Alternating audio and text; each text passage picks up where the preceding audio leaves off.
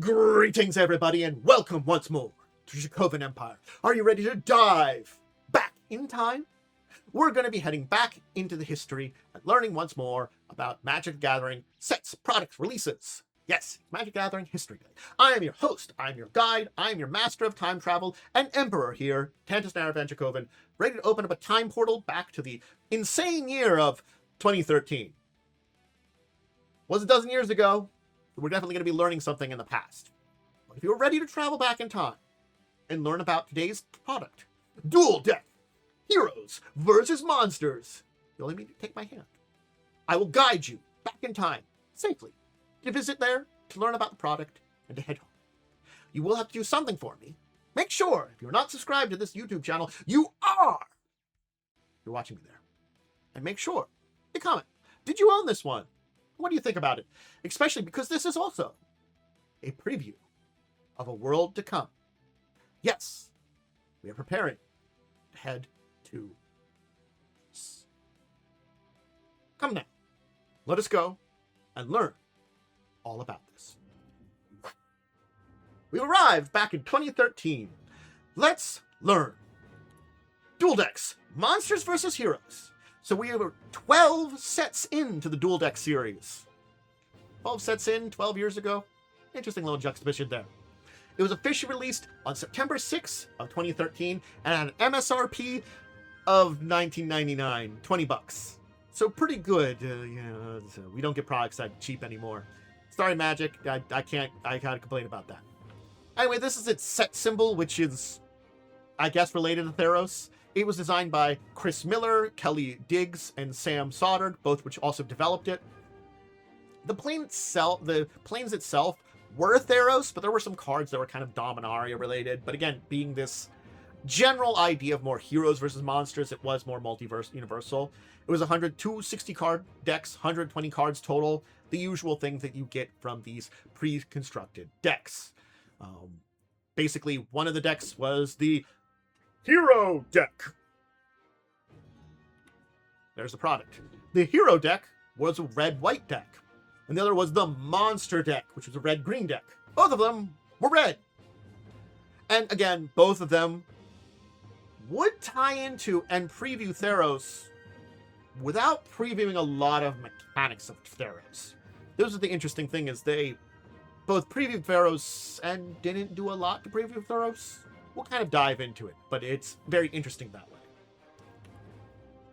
Theros. So yeah, the main story of this would kind of probably be tied to Theros, and the entire idea of it is we're previewing cards from there. 6 of the cards were previewed here. Interestingly enough, one of the main legendaries, the foil creature for the monster deck, was Pulkranos, the World Eater, a legendary Hydra that was a preview card from Theros. So yes, it was front and center. And on the Heroes deck, it was a Sun Titan. Yeah, Sun Titan's a reprint, but it was a Theros version of it, Theros-friendly version. That's the only time that art has been used for Sun Titan. So there was a bunch more new art that we'll talk about here too, beyond talking about the rares, beyond talking about the preview cards. We'll kind of go into all of them before we end today. Now, also, there were some other items included in here. A Learn to Guide play, a little bit of strategy insert, and of course, 2 tokens. There was a White Griffin token with flying, that was a 2/2, and of course, this wonderful 3/3 Beast token that were introduced to us as part of this. Let's start by diving into the Heroes decks for its rares.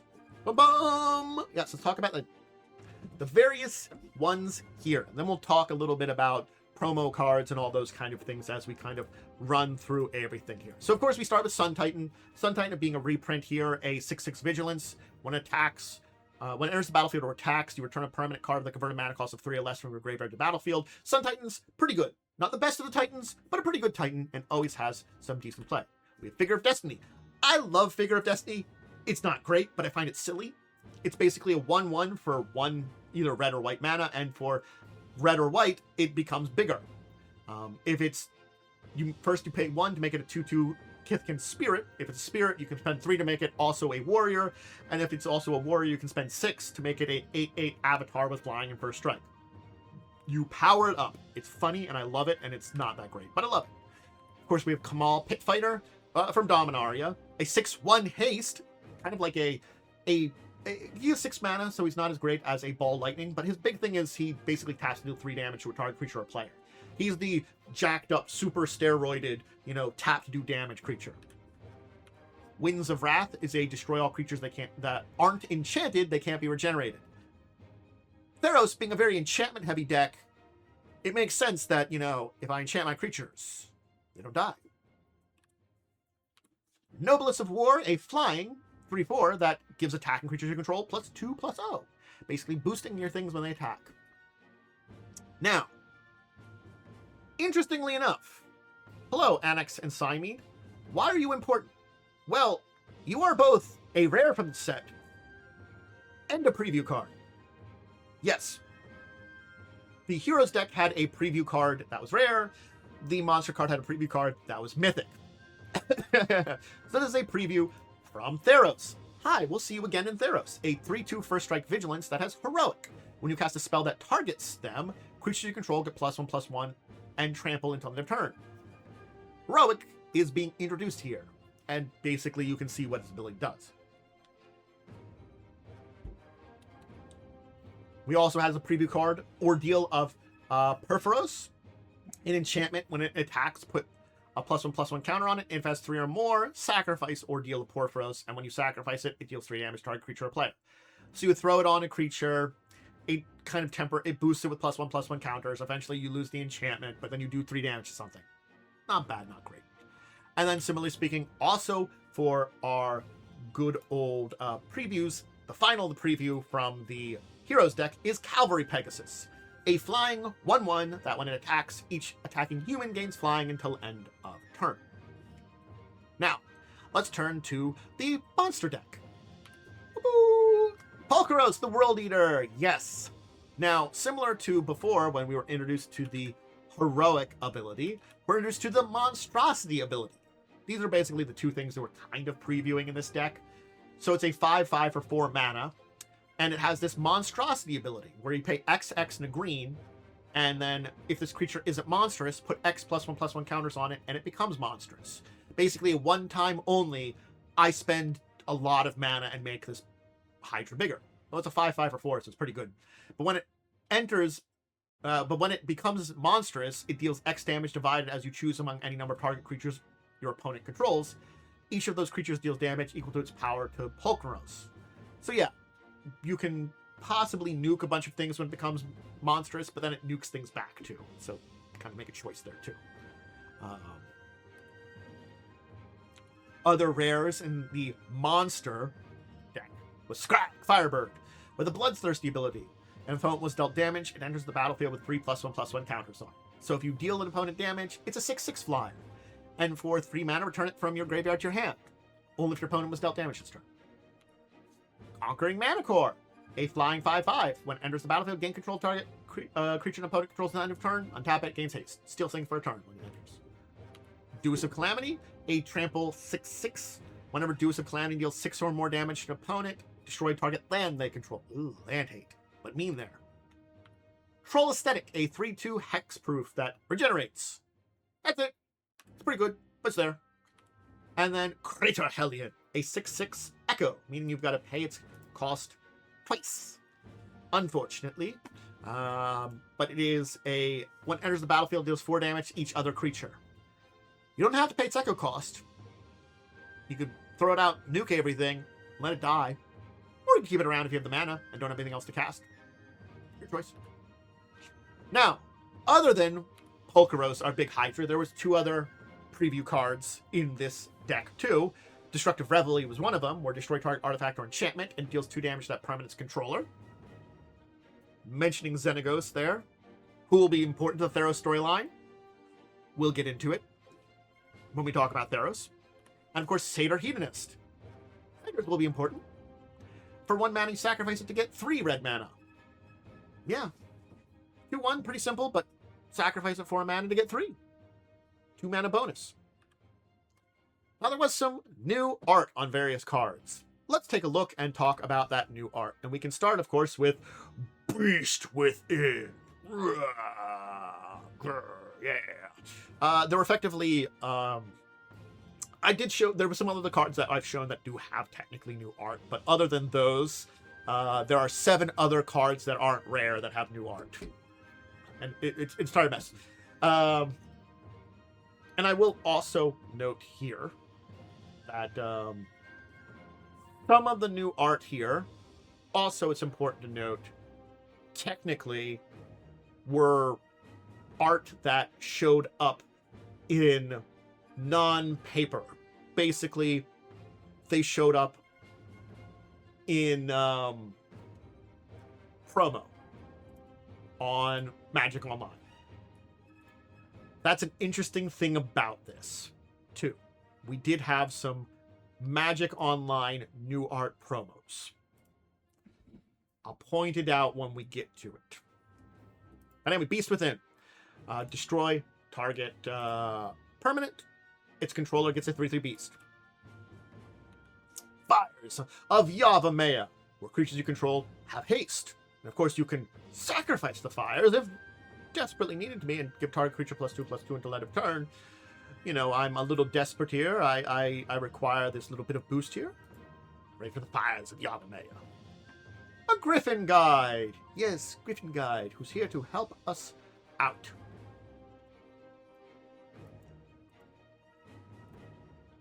So, Griffin Guide was an enchant creature. Enchant creature gets +2/+2 and flying. And when the creature dies, you get that Griffin token. Remember the Griffin token I talked about?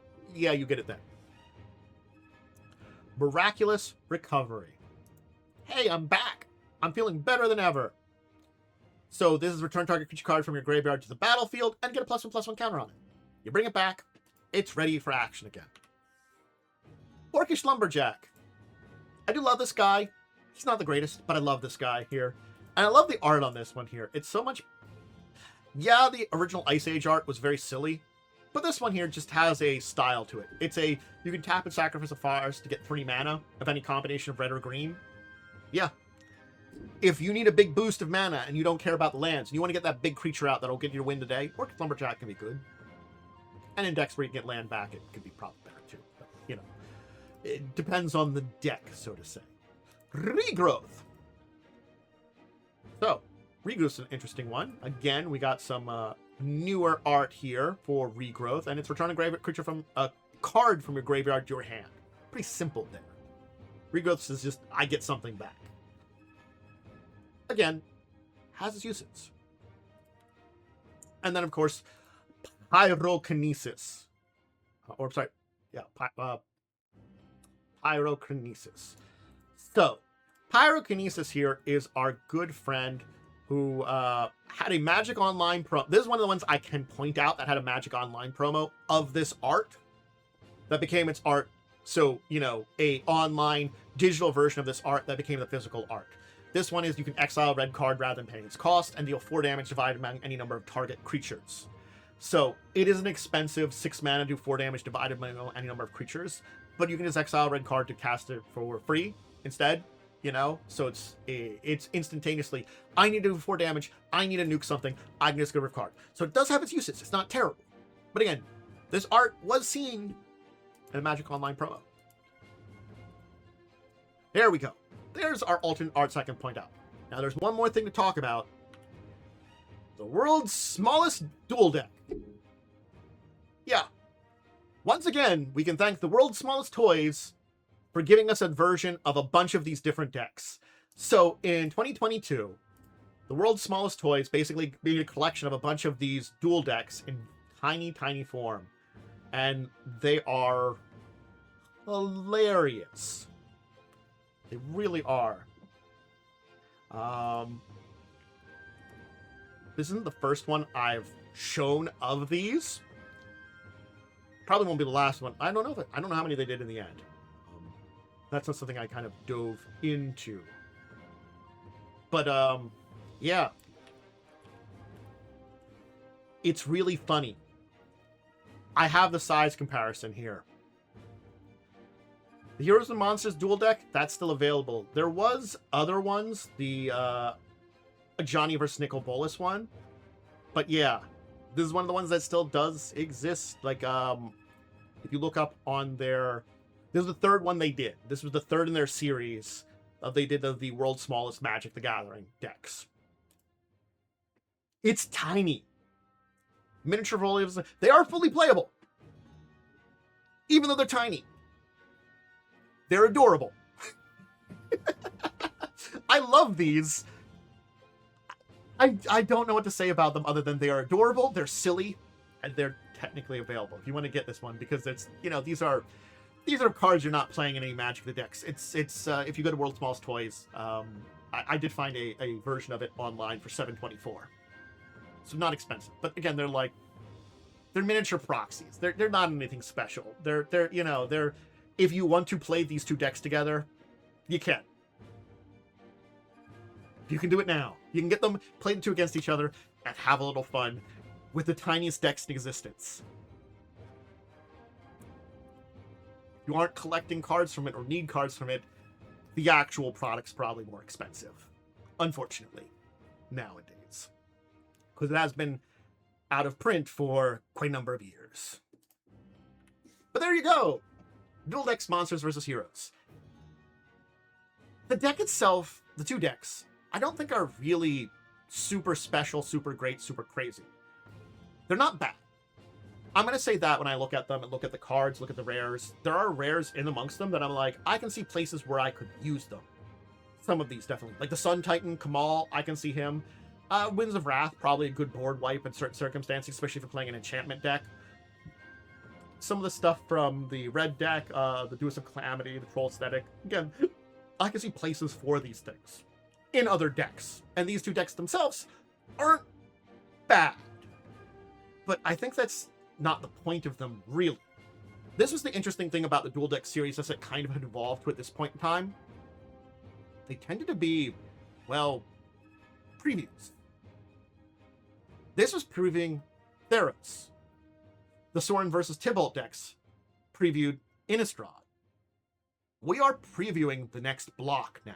We are understanding we are getting this Greek-themed world of Theros coming up, where there are heroes and monsters and enchantments, where you have heroic creatures and monstrous creatures that you'll be fighting against. And though there isn't a deep preview here, there's enough to get an idea of what's to come. Pulchros, the Sun Titan.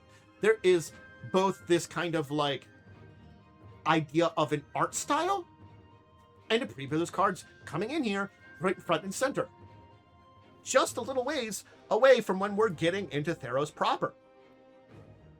Theros was probably already previewing cards because it came out at the end of September, and this is the beginning of September. So you have to remember, card previews, even back in the day, did start a little early. So people knew Theros was coming. But now you can see these cards. Now you can play these cards ahead of time. So again, while the decks themselves, they're not bad. They're not anything to write home about. But they're not bad for just some simple card decks that you could pick up and play against each other. Just have a little fun. Maybe a couple of cards if you really want to, you could pull out and throw another deck somewhere. There are some cards in here that you could play, even nowadays in Commander, and plenty of other formats. There's probably some cards here or there that could play. But the real big important part about it right now, and one of those things that made the Dual Deck series kind of a defining kind of thing at this point in time, was what they were previewing. This, in a lot of ways, became one of the main preview points. And again, not for all of the dual decks. You know, not for all of them. Won't be all of them completely either. But as we go along, more and more of these basically, there will at least be dual decks previewing these worlds to come. Well, that'll be it for today. I hope you enjoyed diving in here. You can always join me live over at Twitch or over on YouTube. If you're over live on Twitch, hey, hi, hello. Thank you for joining me over there. Make sure to check out Fall of Amosville, Wednesdays at 8, my live play of Pathfinder 2e, discussing tabletop, my kind of talk show, discussion show, podcasty thing, Saturdays at 6. Those are the two things you can check out. Those also get recorded, thrown up on YouTube. I record all these things live. I do a lot of stuff over on Twitch. If you're joining there, say hi. Chat with me a little bit in between videos. I'd love to have you there. But again, that schedule when I'm going live, always up on my social media, especially my Discord. But yeah, YouTube, that's where you're really here for. I know most of you are here on YouTube. Hi, I know my audience. I know you're over there. If you are over there, make sure you are subscribed. Make sure you let me know in the comments. What do you think of this set? Was it good enough on its own right? Was it just for the previews? What do you think about that? I think it was enough of its own thing without being a preview, but I can see it can be either way there. So let me know what you think in the comments on that one. And of course, do make sure you hang around there and check out some of the other stuff over there. Anyway, I'm going to go until we dive once again back in the history of Magic the Gathering or something else tabletop related. I bid all of you out there a deep and wonderful farewell.